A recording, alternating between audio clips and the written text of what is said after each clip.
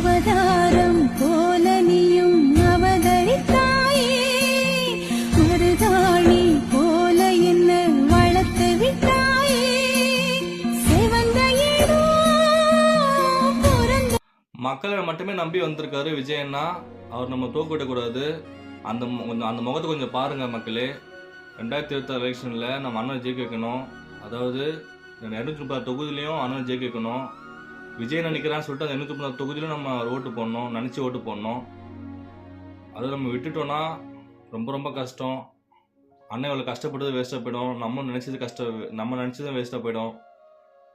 நம்ம அண்ணனை எப்படி ஜெயிக்க வைக்கணும், அந்த ஒரு முகத்தை பாருங்கள்.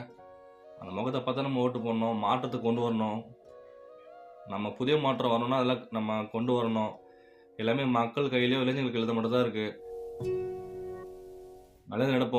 நல்லதே நடப்போம், வெற்றி நிச்சயம்.